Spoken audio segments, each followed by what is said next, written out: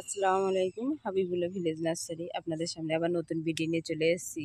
আজকে নতুন ভিডিও নিয়ে এসেছি আপনাদের একটা, যে আমি ছাদ বাগানে রসুন করেছিলাম তাই আজকে তুলবো আর আপনাদেরকে দেখাবো যে থামসআপের বোতলে কত সহজে রসুন করা যায়। আর একটা বিষয় যে রসুন করা যায় যদি আপনি একটা বড় পাত্রে দিতে পারেন, তাহলে আপনার আরও রসুনটা বড় হবে, আরও তখন আপনার ইচ্ছা হবে যে আমি এবারে রসুন চাষ করি।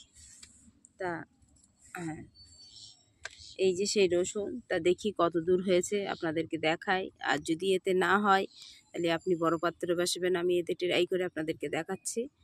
আর এই প্রথম এইটাই বসিয়েছি আমি, বড় পাত্রে বসালে অবশ্যই হবে। আর একটা বিষয়, এই যে এইটা হলো সাদা তিল। এই সাদা তিল যদি ছাদ বাগানিরা যারা মনে করেন এটা মাঠেও ভালো হয় আর সব থেকে ছাদেও বেশি ভালো হয়, তো এটা সাদা তিল, কালো তিলও আছে।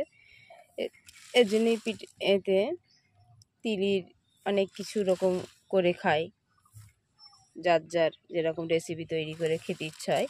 তা এই তিল যদি করতে চান বাড়িতে, যদি আপনার ছাদ বাগানে এরকম বড় বেড থাকে, এরকম বেডে কি টেরে যে কোনো জিনিসে দিলে আপনার মোটা মোটা থল থল মতন তিল গাছগুলো হবে। তাই আপনি এই তিল বসাতেই পারেন। এটা আপনারা যদি না জানেন তাই আপনাদেরকে বলে দিচ্ছি যে আমি তিল পাচ্ছি না, তিল দোকান থেকে কিনে এনে আপনি এই সময় তিলের টাইম চলে বড় হয়ে গিয়েছে মাঠে সব। আর যদি মনে করেন যে ছাদে আমি তিল দিয়ে ছড়িয়ে দেবো, অল্প অল্প দেবেন, আপনার প্রয়োজন যতটা লাগবে, যে আপনি ঘরোয়া নিয়ে ঘরে কাজ করতে পারবেন, খেতে পারবেন, যে কোনো জিনিসে দিতে পারবেন, তাহলে আপনি তিল চাষও করতে পারেন। আর একটা বিষয়, এই যে দেখি কত দূর হয়েছে। আর এই যে শুকিয়ে গিয়েছে সবকটা, দেখেন।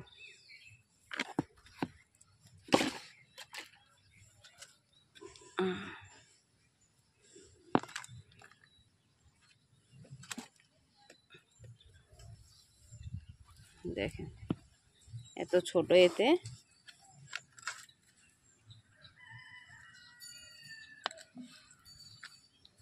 দিয়েছি, মাটিগুলো এতে দিয়ে দেই। আর এত ছোট গাছে একটা ছোট টপে আমি দুটো ঝাল গাছ দিয়েছি, একটা কুল ঝাল দিয়েছি, ওতে একটাই ঝাল হয়েছিল। আর এইটাই দেখেন, এইটাই দেখেন, এটা সরু লঙ্কা, তো দেখেন প্রত্যেকটাই পুরো গাছে ভর্তি হয়ে আছে। আর এই মাটিগুলো, এতে আছে কাঠের গুঁড়ো লিকুইড।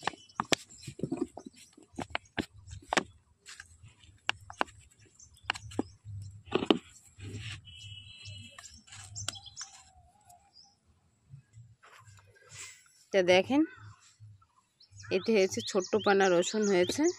আর এই দেখেন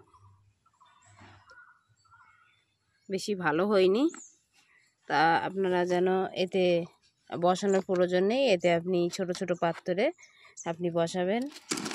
একটা জিনিস, এতে আপনি বসাতে পারবেন। আর ধরো মনে করলেন যে আমি এতে ধনে পাতা টাতা বসাতে পারবেন, আমি এতে ট্রাই করে দেখেছি যে হয় কি।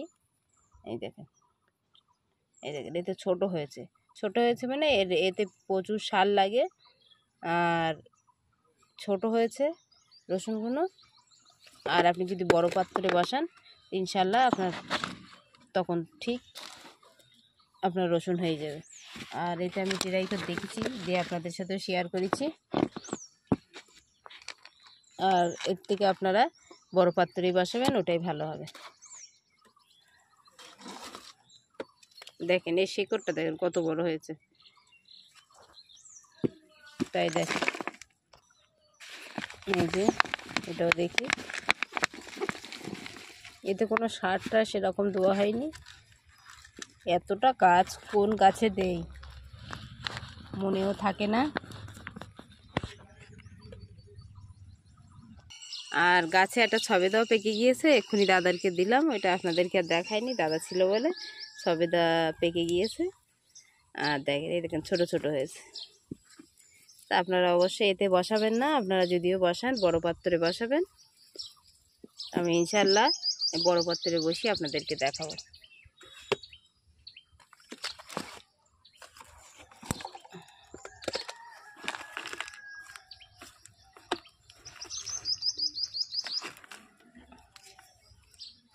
দেখেন এটা তো হয়নি, দেখেন বেকার হয়ে গেছে। আর অনেকজনা ভিডিওই দেখায় যে দেখিয়ে দেখো এই যে রসুন হয়েছে, দেখে এটা দেখিয়ে অন্যদের ঘরের থেকে রসুন নিয়ে দেখায়। এই যে অনেকজনা দেখায় যে দেখো এই আমার রসুন হয়েছে। এইসব অবশ্যই কারোর বুদ্ধি শুনবেন না। আর যদিও এই রসুন বসান তা আপনি এটা বড় পাত্রে বসালে এতে প্রচুর সার লাগে। এতে তখন আপনার জৈব সার যতটা দেবেন তার থেকে আপনার সার লাগবে, আপনার রাসায়নিক সার লাগবে। কেন রাসায়নিক সারে পেঁয়াজে আমি বসিয়েছিলাম ওইটা জৈব সার দিয়ে, আর রাসায়নিক সার তখন এইসবগুলো এতে প্রচুর সার লাগে রসুনে। আর ছোট ছোট হয়েছে, আর যখন আমি ওতে বসাবো এরা মোটা মোটা হবে। দেখেন এরা মোটা মোটা। তা আপনারা যখন রসুনের টাইম বসাবেন তখন অবশ্যই বড় পাত্রে বসাবেন, কিটের এই হোক যাই হোক ওতে বসাবেন। আর ছোটো পাত্রে দিয়েছি এতে ভালো আপনারা বসাতে পারবেন। এক একটা ধরো ধনেপাতা ঝাড় করতে পারবেন, যে ধনেপাতা একটা বীজ দিলে আপনার বড় বড় ঝাড় তৈরি হয়ে যাবে, সেটা দিয়ে বসাতে পারবেন। আর আমার সব কটা দেখেন এটা একটা সার তৈরি হয়ে গিয়েছে। এতে আমি নতুন করে দিয়ে একটা করে যে কোনো গাছ বসিয়ে দেবো, দিয়ে দেখাবো।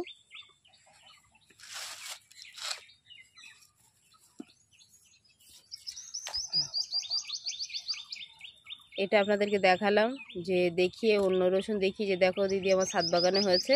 আমি মিথ্যা কথা বলি না, যেটা সত্যি হবে হবে, না হবে নেবে, সত্যি কথাই বলবো। কোনো ছাদ বাগানে সবাই আশায় থাকে যে সত্যি আমার দিদি ভিডিও দেখিয়েছে, আশায় যে আমি বসিয়েছি, দিদি মিথ্যা কথা বলেছে যে হয়নি, তার জন্যে দিদি বসিয়েছে। দিদির কী করে হলো, আমরাও তো সে একই জিনিস দিচ্ছি, দিদির হচ্ছে আমার হচ্ছে না, ওই জন্যেই আপনাদেরকে দেখালাম। দেখেন আমার ছোট ছোট হয়েছে, রসুন হয়নি যে হয়েছে ছোট ছোট। তাহলে এইটা একটু বড় পাত্রে দিলে সার পড়লে আর একটু মোটা মোটা যেরকম এই যে কেনা সেরকম আপনার হবে। আর এই পাত্রে আমি যেগুলো দিয়ে আছে এর উপরে লিকুইডগুলো দিয়ে দিচ্ছি। এইগুলো আমি সব বসাবো। যে লাল শাকে বেশি শেকড় লাগে না, লাল শাক দিয়ে দিলে একটা দুটো করে কত সুন্দর ঝাড় হবে আর দেখতেও সুন্দর লাগবে। তা আমি এগুলো খালি রাখবো না।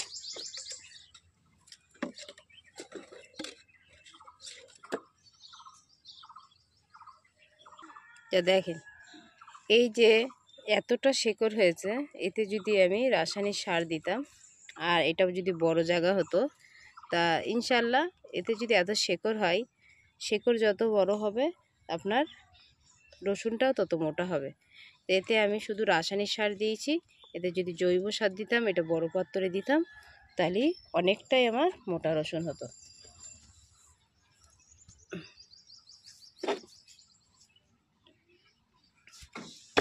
আর যেগুলো এগুলো করেছি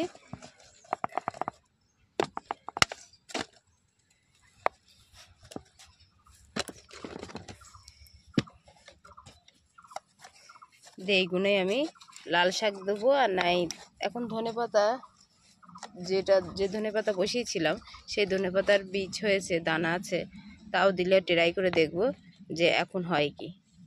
অসময় আর ধনেপাতা ছামাই হয় বেশি, শীতকালের জন্য ঠিক আছে। তো এই দেখেন 3টে 6টা, দেখেন তাইলে কতটা শেকড় হয়েছে। শেকড়ের হিসেবে আমার রসুন হয়নি, ছোট ছোট রসুন হয়েছে। আর যদি বড় পাত্রে দিতাম তাহলে আরও রসুন হতো। দেখ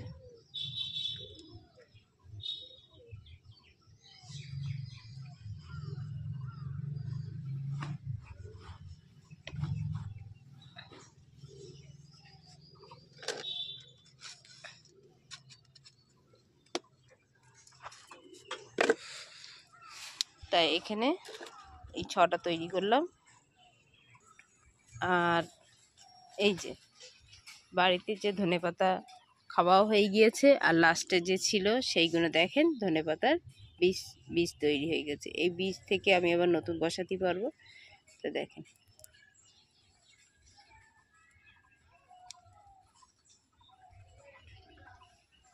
এটা রেখে দেবো, পরে বসাবো। এখন দিয়ে আমি একটা পাত্রে দিয়ে বসিয়ে আপনাদেরকে দেখাবো যে ওতে এই টাইমটাই ধনেপাতা হয় কি।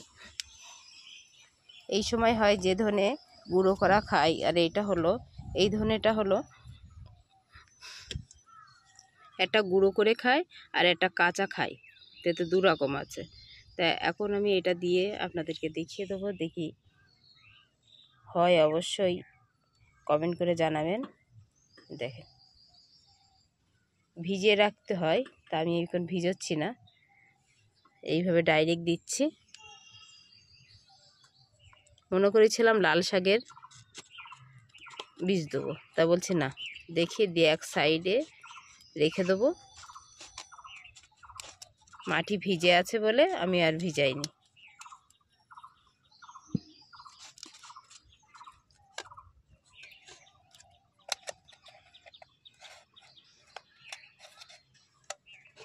আর এর নিচে এখন ছেদ্দরে নেই, পরে বর্ষার হওয়ার আগে আমি থামসআপের বোতলগুলো নিচেতে ছেদ্দর করে দিলে পানিটা ভালোভাবে বার হয়ে যাবে।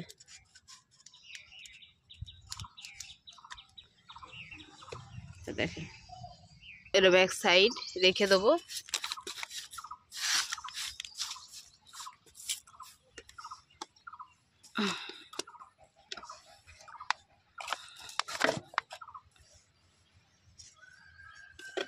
দেখেন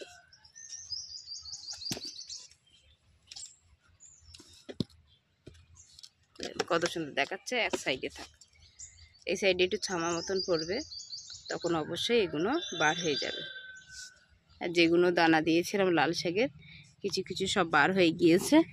আর আরও জায়গায় দেখেন ঘন ঘন বার হয়ে গিয়েছে, একটু মোটরে পানি দিয়েছি আর তাই জন্য এক এক জায়গায় ফাঁকা হয়ে গিয়েছে। এই দেখেন সব লাল শাকের বীজ বার হয়ে গিয়েছে। যেগুলো এই যে ঝালের নিচে থেকে গোড়া থেকে দেখেন উপরে ঝাল বেড়ে উঠবে না, সেগুলো ঝাল অবশ্যই নিচে থেকে কেটে ফেলতে হবে। আর এখানে অনেকটাই আছে, কতবার আপনাদেরকে দেখিয়েছি, এখনও দেখাচ্ছি। যে দিদি বলবেন বারবার দেখাচ্ছে, তা বারবার যদি না দেখায় আপনারা একবার ছেটে দেবেন, পরের বার আর ছাড়বেন না, তাহলে এই গাছ আর বেড়ে উঠবে না, জোকার হয়ে থাকবে, তখন আর বেড়ে উঠবে না। নতুন শাখার জন্যে গাছ তখন বেশি ফলন দেবে না। তো দেখেন নিচে থেকে এই দেখেন কতটা শাখা, এই শাখা যেন না বাড়ায়, যখন বড় হবে তখন মাথা থেকে কেটে দিলে অনেক শাখা হবে, তখন ঝাড় হবে। এই দেখেন এটাই দেখেন সেই মোটা মোটা বড় বড় ঝাল সব কটা তুলে নিয়েছি, আবার নতুন করে ফুল ধরেছে, দেখেন ভর্তি হয়ে গিয়েছে। আর এই যে কুমড়োর ফুল আছে এই দুটো এখনও আছে, ওইদিকে পেরে নেব। আমার হাবিবুল্লাহ কিচেন চ্যানেল আছে, এই চ্যানেলে যদি আপনারা যেতে চান রান্নার, অবশ্যই তাহলে গিয়ে দেখবেন। আর এই কুমড়োর ফুল দিয়ে চপ কীভাবে করবো আপনাদেরকে দেখাবো সহজভাবে। আর একটা বিষয় দেখেন, এই ঝাল গাছটার অবস্থা দেখেন, উপর দিয়ে এত সুন্দর গ্রোথ আর এত সুন্দর, তার ভিতর কতটা শাখা দেখেন। এই এতটা শাখার জন্য মাথা থেকে একটা দুটোই ঝাল হবে, আর হবে না।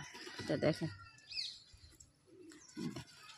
কতবার কেটে দিচ্ছি ততবার নিচে থেকে শাখা বার হচ্ছে।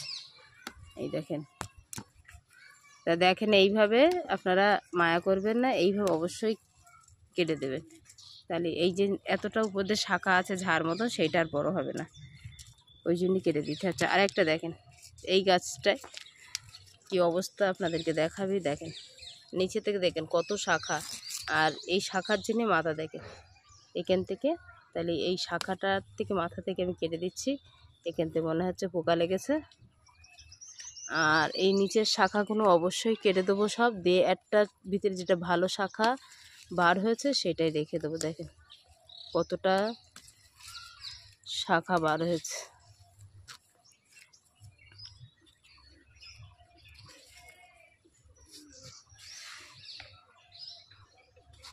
আর এত ছোট গাছে তবুও শাখা বার হচ্ছে দেখেন। আর এতে ভেন্ডি গাছও দিয়েছি, ভেন্ডি গাছগুলো কত সুন্দর হয়েছে। আর এই যে ধনে, এইগুলো পেরে বীজ করে রেখে দেবেন আপনারা। আমি আবার এইগুলো বসাবো, এগুলো সব করে তুলে নিচ্ছি। দেখেন এই শুদ্ধ এটা হলো, এই লিকুইডটা হলো কাঠের গুঁড়ো। এই কাঠের গুঁড়ো দেখেন চাগাচ্ছি তো পুরো সব শুধু চাগিয়ে উঠছে, ওই জন্য এটা আস্তে আস্তে করে হাত দিয়ে ছাড়াতে হবে। দেখেন এই যে তুলে ফেলেছি, এইগুলো সব রোদ্দুরে দেবো। তো দেখেন এদিকে অর্ধেক সব রোদ্দুরে দেওয়া আছে, আর এটাও দিচ্ছি। আর শুকিয়ে গিয়েছে, এগুলো সব বার করে নিতে হবে। তাহলে এর থেকে এই ঘরের বীজ থেকে আমি আমার ছাদ বাগান সাজাই। একবার শুধু এনে আপনি বাজার থেকে এনে, একবার বীজের দোকান থেকে এনে বসাবেন, একবার যদি এনে বসিয়ে আপনি বাড়িতে বীজ করতে পারেন, আপনার আর কিনতে হবে না, বিনা পয়সায় আপনি আপনার ছাদ বাগান সাজাতে পারবেন। শুধু আপনাকে একটু পরিশ্রম করতে হবে। দেখেন তো ছোটো গাছে গাছে সব ঝাল। দেখেন যে মূলো গাছ ছিল সেই মূলো গাছের বীজ পরে দেখেন একটা মূলো কত মোটা হচ্ছে। তো থাক ওইভাবে আছে। আর যেগুলো আছে এই খোলা, আর এইগুলো যে ড্রামটা আমি তৈরি করেছি, পূরণ করেছি, সেটা এইগুলো দিয়ে ভর্তি করে দেবো।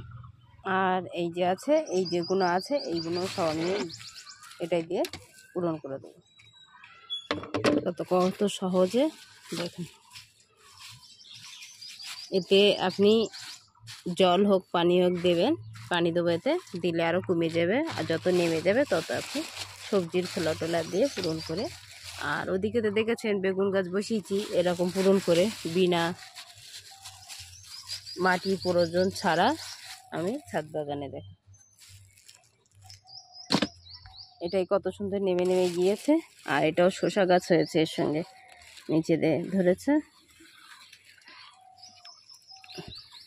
আর দেখেন সর্ষের খোল পচা পানি এইভাবে দিয়েছি, কত সুন্দর এইভাবে আছে। এর মতন এই প্রয়োজন অল্প অল্প করে দেবে এর গাছের খাদ্য, আর এইভাবে ফুল ফল চলে আসবে।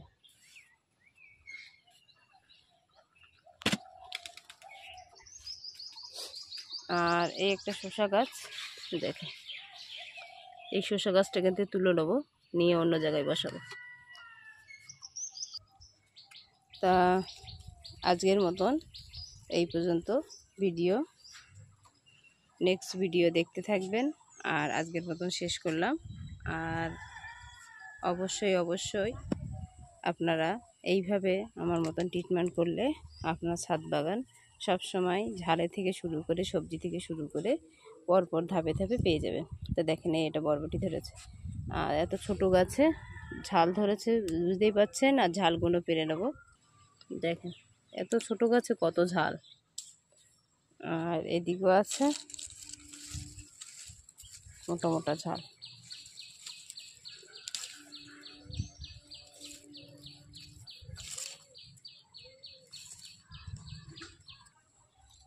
এই যে এদিকেও ঝাল গাছে আছে ঝাল, এগুলো এই গেছে, এগুলো পেরে নেবো। তো নতুন করে আবার ধরবে। কালো হয়ে গিয়েছে মানে পুরো পুরুষ্ট হয়ে গিয়েছে।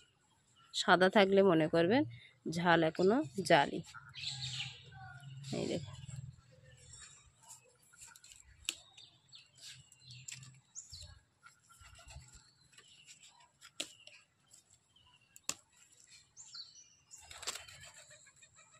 আর সব থেকে দেখেন আমার এই যে বাড়িতে এই যে বেগুন গাছের চারা করা কত সুন্দর গ্রোথ আর কত সুন্দর।